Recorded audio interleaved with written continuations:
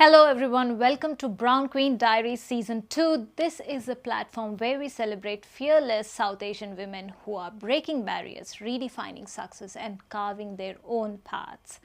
Today we have a guest who has started her career in fashion and retail industries and pivoted to having her own business, which is rooted from the culture as well as her passion towards wedding and event management. We have the founder of Shadis and More. Let's welcome Prerna.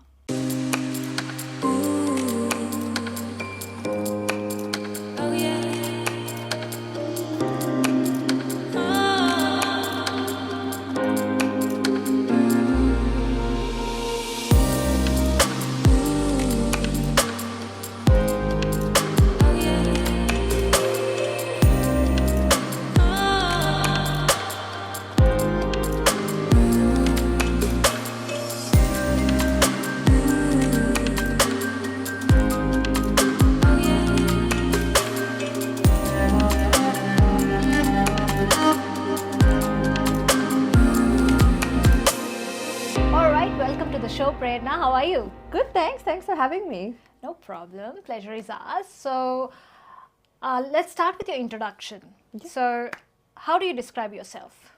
So, these days, the first word that I describe myself with is I'm a mum, which is true. Yeah. And I want to say that because, I don't want it to sound like I'm just a mum or you're not just a mum, you're more than a mum. But anyone who's a parent will understand that when you are a parent, you are lots of different things at once. Yeah. So as soon as I say I'm a mum, I think most parents will relate and know that it just means that I wear many hats at once. I'm a chef, I'm a driver, I'm an entertainer, I'm a doctor, teacher, all of those things. Yeah. So that's the first word that I describe myself with.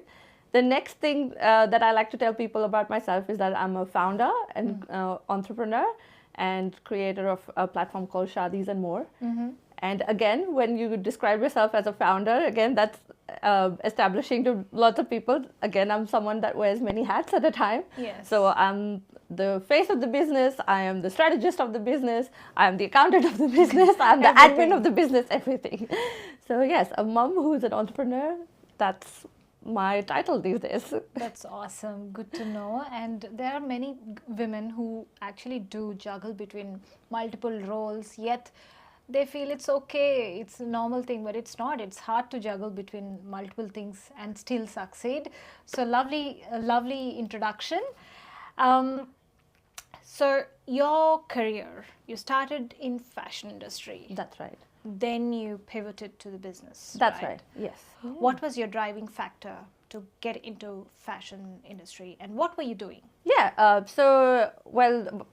Before I had my own business and my baby, both of which are very new, I worked for about 10 years in the fashion retail corporate space. Mm-hmm. So as in I was working in fashion retail head offices as in part of their sourcing teams and buying teams. And what led me to that journey was I was always interested in fashion ever since I can remember. Beautiful clothes and putting clothes together and outfits together was always something that came naturally to me since I was 3 and then, evolved as I grew. And also I found that I was very interested in business and strategy just through my upbringing and through people that I was around. And in year 12, when everybody's sort of scrambling, thinking about what courses they want to take, I felt I was very clear. I felt I was better than everyone because I knew exactly what I was going to do. I was doing my bachelor's in commerce, and then I wanted to do a master's in business, come to Australia and do a master's in business, which is what I did. And then from there, it was just, the path was laid out very clearly in my head. You do your bachelor's, you do your master's, then you get a job in the industry. Yeah. Fashion was my passion. So I was like, okay, I'll narrow down my business degree into fashion and retail. And so the path was set and I was following that path. And I came to Australia, did my master's from Monash Uni, got a job. Not instantly, not easily, not as I'm saying it, as everyone who's an international student knows that also comes with its own challenges and journey of getting PR and blah, blah, blah. But yes, landed myself in the industry that I wanted, worked for quite a few different large fashion retail corporations in Australia that everyone knows and everyone has shopped at all of them.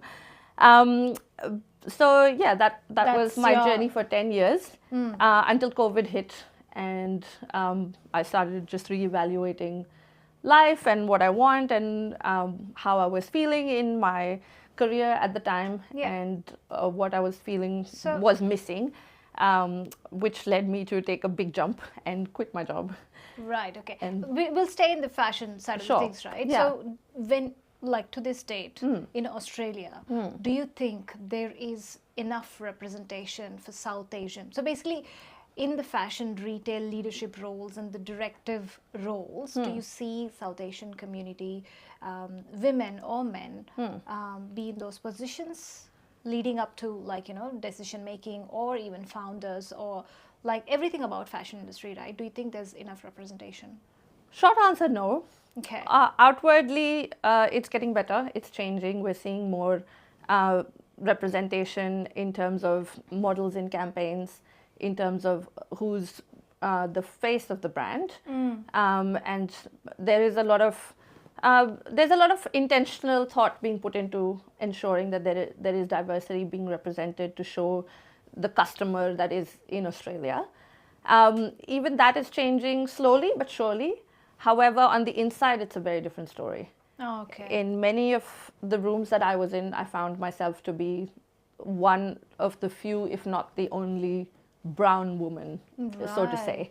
Right. While there were still roles, obviously within fashion retail companies also, there are lots of different roles. There are roles in IT and accounting and HR, those sort of roles. Yes, there was still quite a lot of diversity, but specifically in the decision-making roles or in the more creative side, in marketing or in buying, sourcing, where I was, there was hardly any other what people who looked at.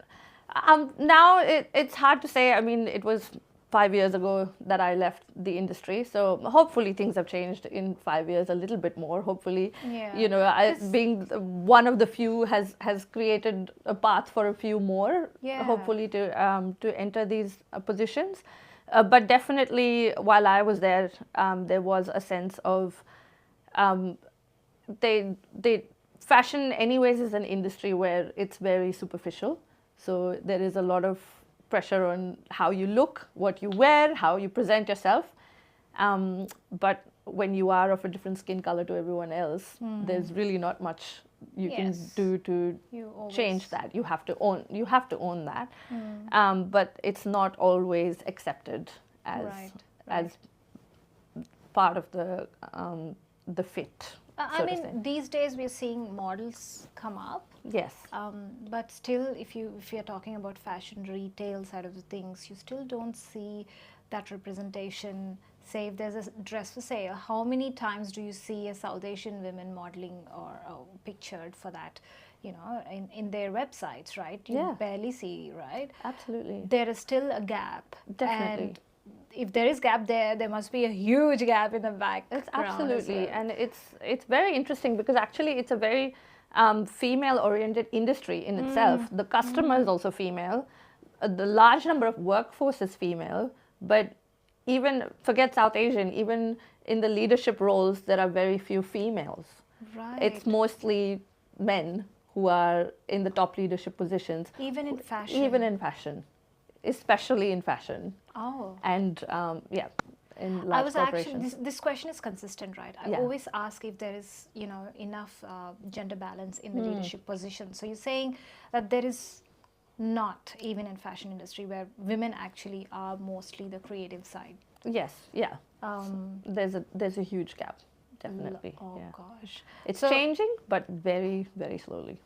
Did you find yourself leading up to that, you know, seeing yourself going higher in fashion industry when you're working within that industry, or like you thought like so the aim was always to, obviously in a career you always want to grow, so you enter as an entry level position and then you work hard and, you know, get yourself onto the next position and the next position.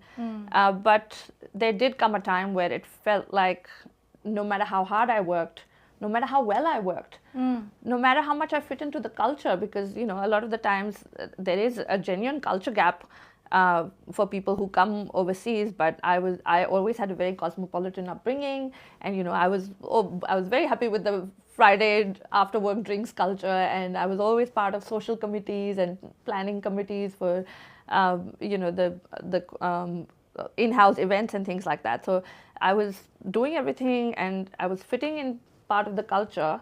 I was doing everything, and, you know, getting and hitting and over exceeding all my KPIs, and yet there was this feeling that, but you can only go so far.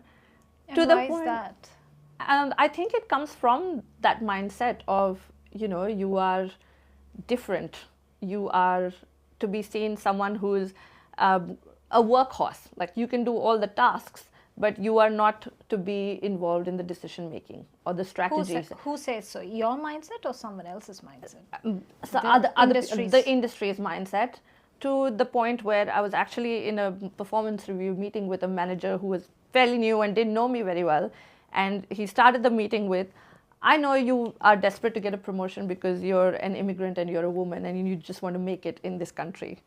Whoa, so many red flags right in that sentence. Right in that sentence, but it's not something you expect in a performance review meeting with a manager where you've come in prepared with all the KPIs that you've hit and exceeded in the last year or more that you have been planning this chat with, and this person comes in new to the business and basically makes a decision just on face value, literally on face value, that this is what I see in you.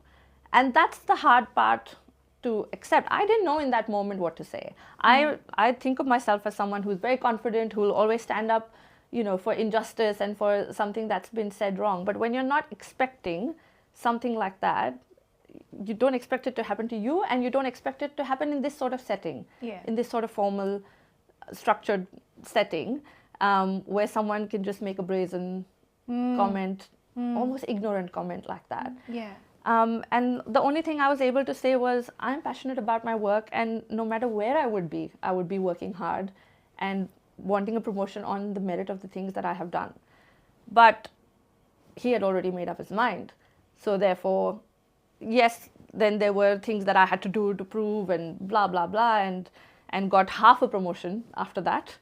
Wow. Not even the full that I was expecting or wanting or working for or skilled for.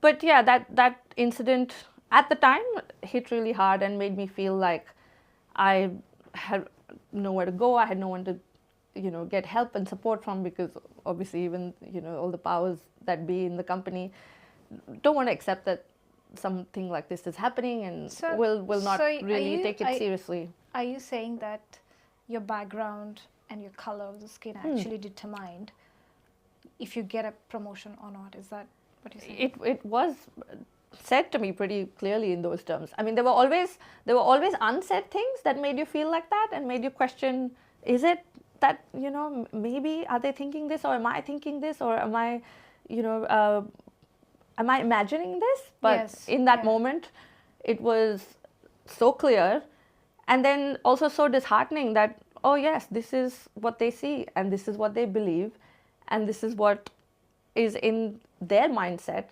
And you can change lots of things, but you can't change people's mindsets, not in a short span of time. It's probably going to take some time. It's going to take time, years. It takes a shift. It's a systemic change that has to come through. It's not just you, one person cannot change the whole entire system.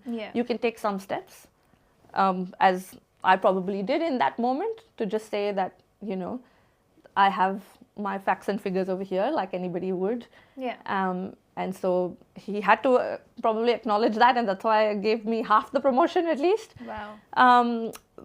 So yeah, hopefully for the next person that comes into that room, the discussion would be maybe a little bit easier to say, okay, this is what I see, but okay, show me what you've got. No, I think it is a thing, right? If you're not seeing that in general, that representation, it means that it's a systemic problem, like you said. Absolutely. It takes some time to create that room for development or opportunities for South Asian background women and men, I believe in this case, right? there's two things at play here. So there's representation for women in leadership roles and representation for people of different backgrounds and diversity in leadership roles. So you're fighting against two systemic changes that need to happen. Okay, so we spoke about fashion and retail experience that you had, and then you had a mind shift to go into business, right? How did that happen?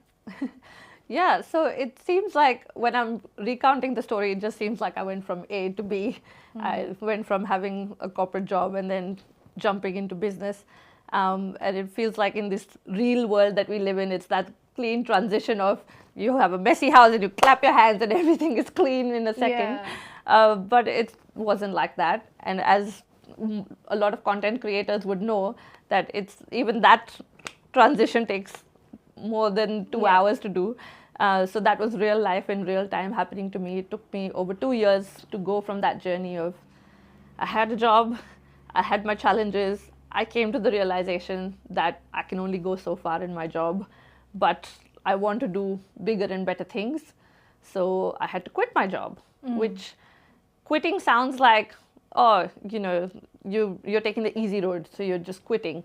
But actually, at times, quitting can be the hardest thing you have to do. Even from the incident that I just described before in the performance review, from there, it took me over a year to decide that I definitely want to quit this industry and this career path. Because for the previous 10 years, all I was doing was building this career and working so hard and learning everything that I needed to learn and building connections and building my network. And to then suddenly give up all of that and to start fresh on a clean slate, start from zero, it's very daunting. And you need a lot of support around you, which luckily I had from my husband, from my family. They all said, you know, don't worry, we're here to back you, whatever you want to do. So you need that. And you also need people like them and people who are close to you to show you that, you know, what you're thinking is not wrong, that you have come to a dead end. And to realize that and accept that. Only then can you move on to the next thing. So it was a long process to discover that, yes, we are at a dead end and we can't go any forward. Okay, then let's get out of this space. Then I took a bit of a break, a mental break, a physical break, tried to, you know, go inward a bit, start doing meditation, be more spiritual, try to connect with my inner self. And all of these things might sound airy-fairy, but actually these are the things that help you in any journey that you're going through, in any transition that you're going through. First, you need to clear your mind and go inwards and realize who you are, what you really want. And I literally took a pen and paper one day and I wrote down things that I really wanted in my career. And they were random words, but they were words like creativity, freedom, business, because I do like business and strategy, even though I am creative-minded, Bollywood, and travel, and coffee. And there were all these random terms that I came up with, but these were all things that were very important to me. And I put it down on this piece of paper. Then, whilst I was doing this, I was also in the process of still applying for jobs, because now I'm sitting at home doing nothing. It's been months. I need to earn money. I need to feel like I'm contributing. I need to do something for myself. And I was getting rejections from all the jobs that I was applying for, even with my experience. And then I threw away that piece of paper because I thought, you know, all this manifesting and all, it just happens in books and movies and it's not happening for me. This piece of paper is not working out. But what I didn't realize is what was written on that piece of paper, there was no job that had that criteria that I was looking for. So slowly, I had to come to the realization that I had to create that for myself. Right. There's no job that's going to give me creativity and business and strategy and Bollywood. Yes. And coffee and travel all at once. And it certainly can't be found on seek.com.au. So that was a realization again that came probably almost 2 years after I'd written on that piece of paper. Within that time, I had a baby and went through that whole journey of transition into motherhood and having a baby is a gift, but it also comes with its own challenges. Yeah. I went through postpartum anxiety, which I haven't talked about a lot because it's something, again, in our culture that we don't really discuss. It's just, it comes with part of being a mother. Of course you were going to worry, and of course you're going to have sleepless nights when you have a baby, but it took a lot of work and questioning yourself of, yes, I'm worried about my baby, but this feels more than that. When it's debilitating and when you can't do anything and you can't think straight, you realize that I need help and I need professional help. Accessing that professional help is not very easy. Yes. So we had in the season 1, we had the whole episode about all of this, right? There is education about it. I think it's hard. Like with knowing when this happens, like we were talking about it just before, like it can have a build up. Absolutely. And then you do not know whether it is because of your sleeplessness or it is because there's actual postpartum, right? Yeah. So that's also a big thing that women go through, and that's a whole topic, right? How did you deal with it? I guess, again, the short answer was to get help. And the good thing is, in the Australian medical system, when you are a new mum, if you show certain signs, you can get 10 free sessions included in your medical journey. So it was about, talking to a GP and showing that, yes, I have these signs. And then the GP refers you to a therapist who can work with you.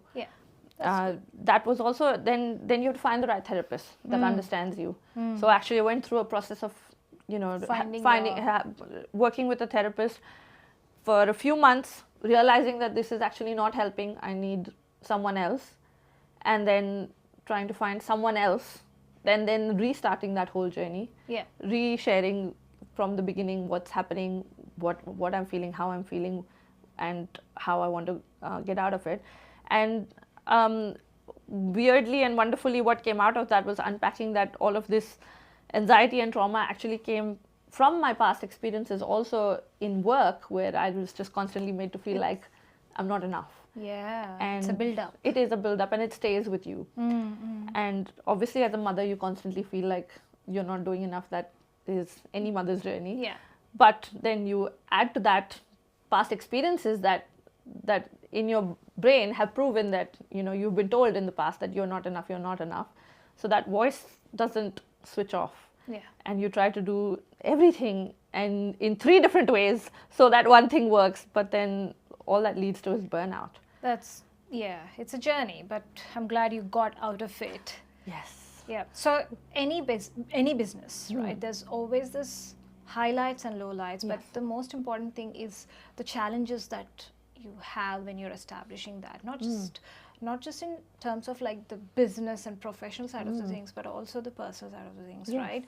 So what were your challenges in your transition period from, to having a full-time job, having a standard, every monthly income that you get as a salary, to shifting to business where you're basically, you need a lot of time before you see the return on investment, right? Absolutely. So how was your transition period? What were your main challenges during that time?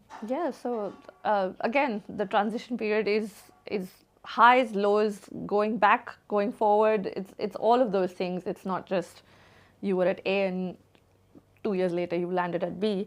So firstly was the self-search and the coming up with what it is I enjoy doing, finding your passion and your purpose.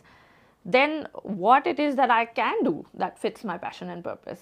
And even that idea took almost, like I said, almost 2 years. It was marinating inside my head, and I didn't even know that it was a clear idea. But basically what I was trying to do was just every day get through, do the things that I like. I spent a lot of time on social media as a new mom who only had short periods of time to de-stress and do things that I enjoy. Social media was my go-to enjoyment, entertainment, and people call it doom scrolling, but I don't now that I look back, I don't think I was doom scrolling. I was actually scrolling and enjoying the content that I was consuming, learning from the content that I was consuming of what's working, what are people enjoying watching, what are people sharing. People are sharing so many more personal stories now, their journeys, creating communities through that, creating connections through that, creating platforms through that we never knew existed before, creating representation where they can't see it. So I would say I was actually consuming social media in a positive way, where I was getting help from it, even as a new mom, getting tips and tricks and getting entertainment out of it, and also challenging my creative side. And through that, learning that I actually enjoy creating content, and I enjoy the creative process of it. Yeah. That was one part of it. The second part, of course, the finances. We had, knowing that we wanted to have a baby, anyways, set aside, 1 year's worth of salary that we were going to sacrifice by me not being at work.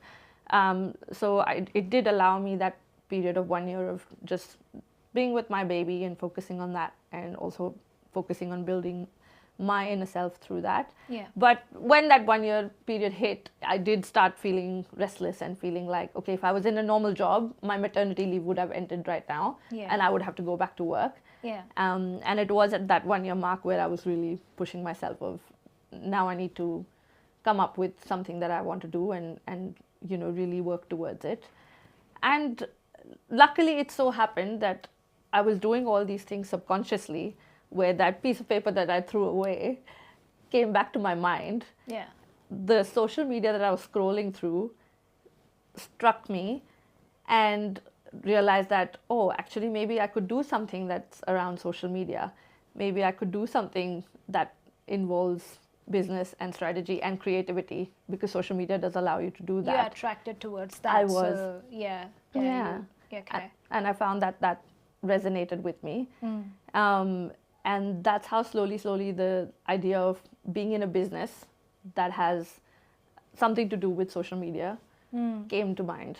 Okay, cool. So basically, why weddings and events? What is your thought process behind it? So there's market research, but for someone to actually say, this is my business, there has to be a personal story towards it, right?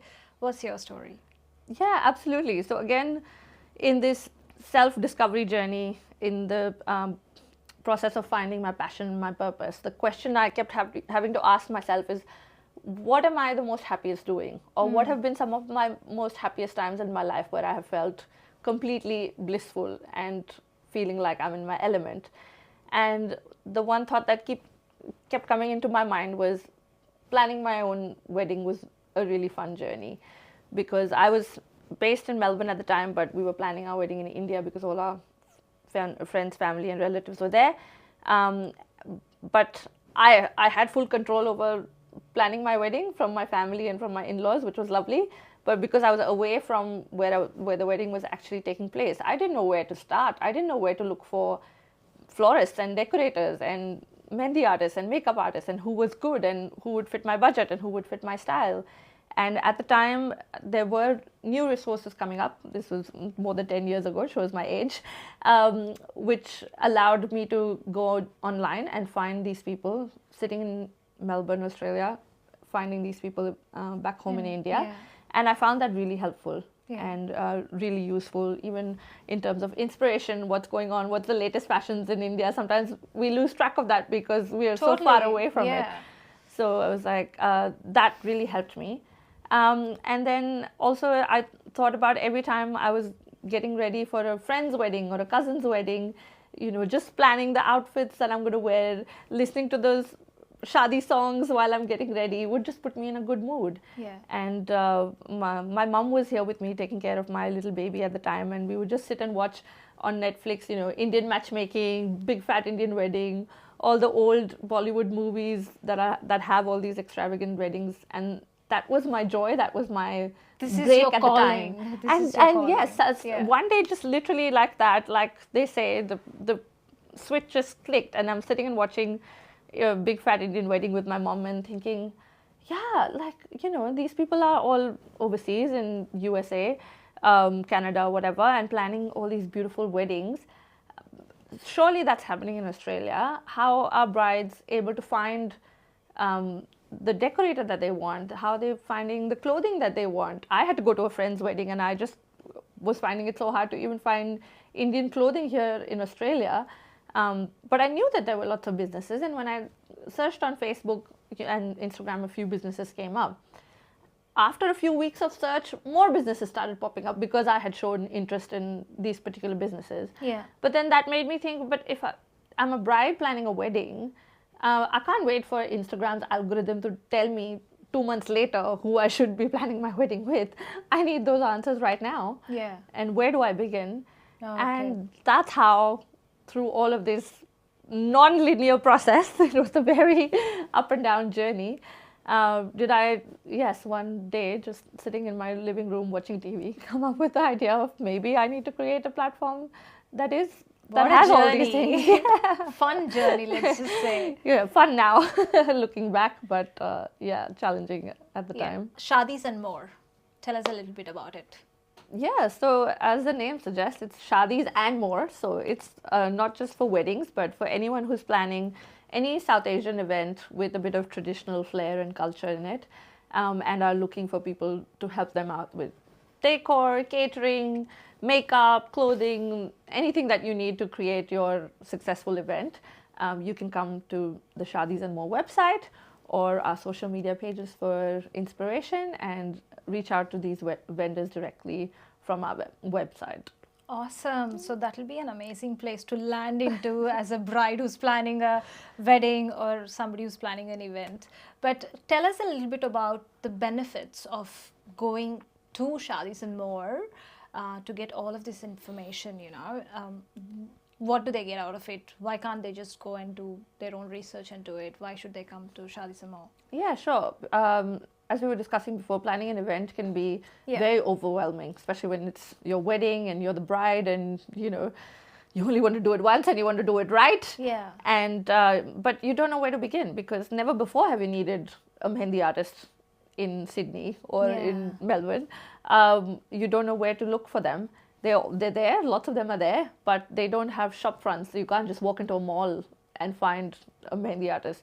Or even for businesses that do have a shop front, you can't just go to any florist and say, give me the flowers for my wedding. They don't know what a vermala is. Yeah. So you need someone that understands all these cultural elements and can bring that to you at the date that you want, at the time that you want, in the budget that you want, in the style that you want. There are so many different styles to choose from.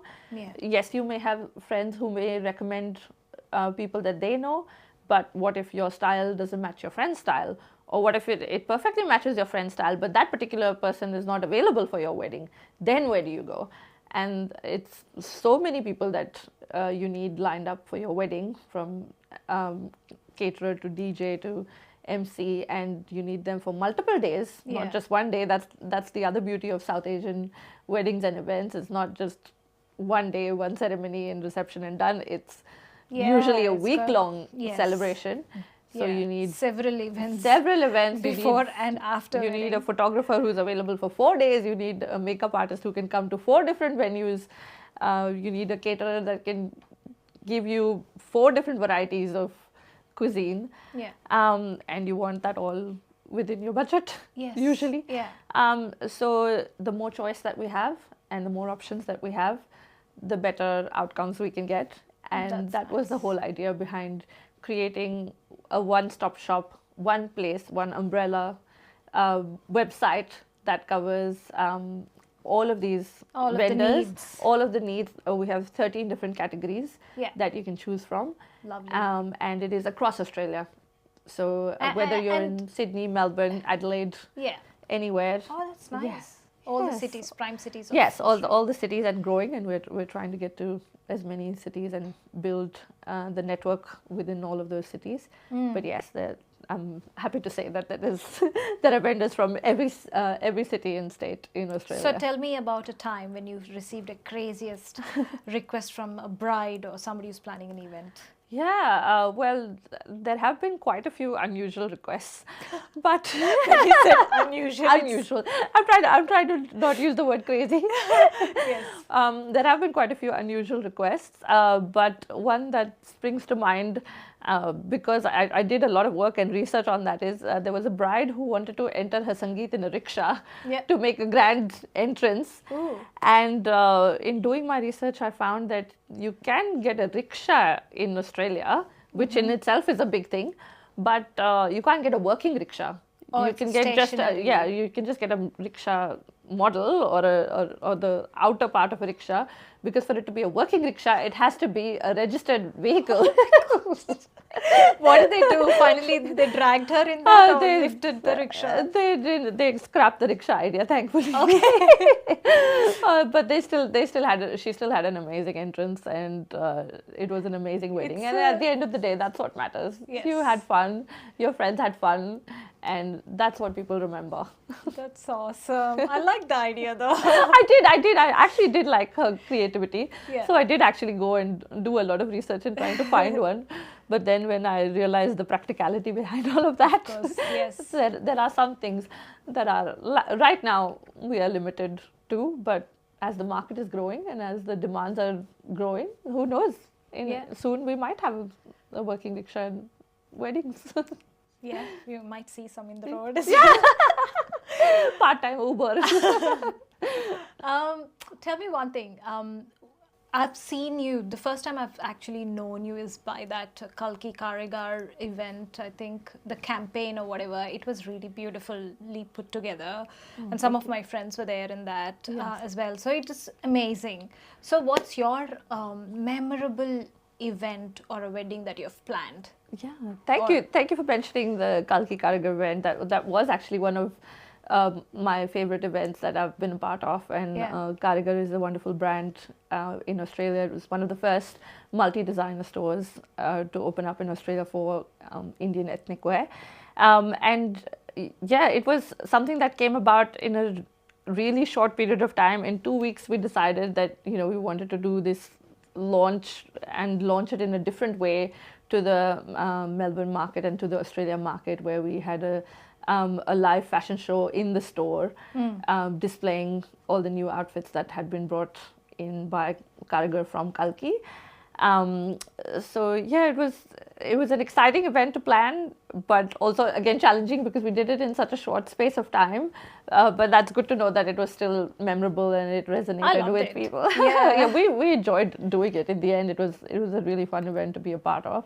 So that was definitely one of my most memorable. The other one was the Shaadi pop-up that we did in Sydney, which was an event where we had multiple vendors coming into one location and creating like a mini wedding expo for South Asians. And being based in Melbourne and planning an event in Sydney was a big task, because I hadn't even seen the venue physically that I was planning the event at, but just trusting and knowing that my designs on paper would work. And I had never actually met these vendors who I was representing on that day. I'd only spoken to them over the phone.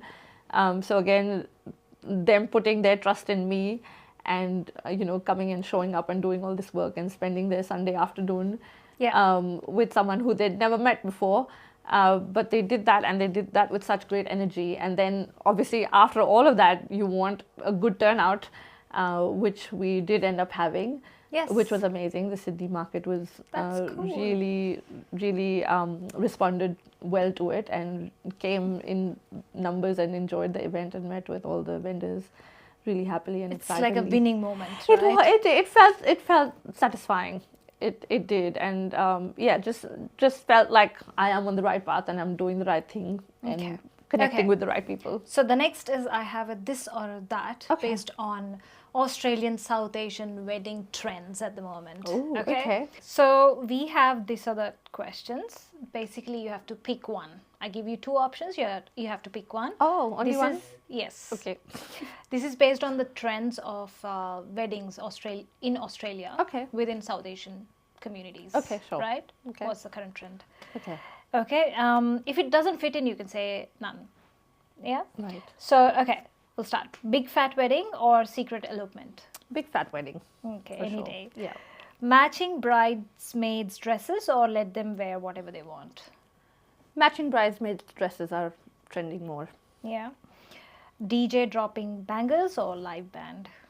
DJ dropping bangers is the larger trend, but I am seeing more live band music coming in, which I'm liking. So I hope that continues. Yeah.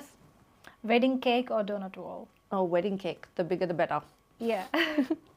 Emotional vows or funny vows? Emotional vows. Yeah. Yeah. Especially South Asian. Yeah, we like communities. to tug at the heartstrings. Kids at the wedding or adults only?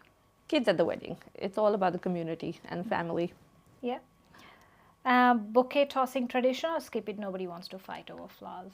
Skip it. Not so much of a bouquet tossing tradition. But in North Indian weddings, there is the tradition of the kalida over the Yeah. bridesmaid's head and whichever it falls on. Yeah, It seems to be the next person to get married. Oh yes. Yes, Same I like with that. the bouquet. Yes. Right. It's more of a yes. Western wedding thing. That's true. Yeah. Yeah. Then photo booth fun or candid shots only. Photo booth fun, so everyone can get involved. Okay. The last one is rain on the wedding day or dress malfunction, which is likely to happen. Oh. Something that goes down. Yeah, well, given the place we live in, rain on the wedding day is more likely to happen. Yeah. But the good news behind that is that at least all venues and wedding planners know that they need to expect that. So there's always a plan B for that. Okay. There might not be a plan B for the dress malfunction. So you better hope that doesn't happen. You have your bridesmaids to quickly fix it. You though, do, but maybe just do as many trials as you can beforehand to make sure that everything stays in place. Yes. Thank you for that. So before we end it, let's get an advice for the women who are struggling in their jobs, not feeling it, want to jump out and take a big leap into business. What's your advice for them? Just do it. Just do it. If you're feeling unfulfilled, if you're feeling unhappy, if you're feeling like you're not in the right place, listen to your gut. It's hard sometimes with all the noise that is around us that, tells us keep going, don't quit. But, I feel like I took the not quitting thing a little too hard and took a long time to actually realize that that's what my heart was always telling me and I was just not listening to it. And a lot of the times, people outside also might tell you, don't do it, it's not the right thing. But, then they're not the right people to listen to if your gut is telling you otherwise.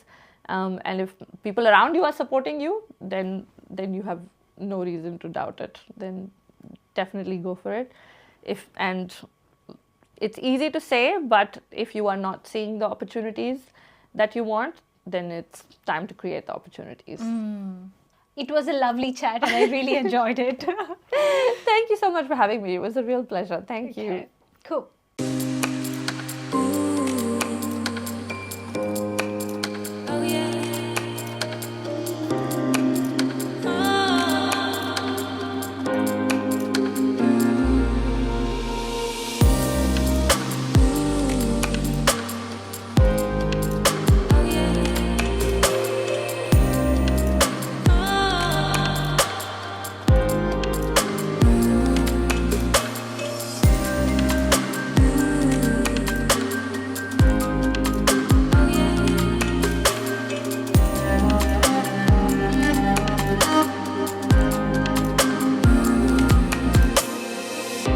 Watching this episode of Brown Queen Diaries. I'm your host Priyanka signing off until next episode.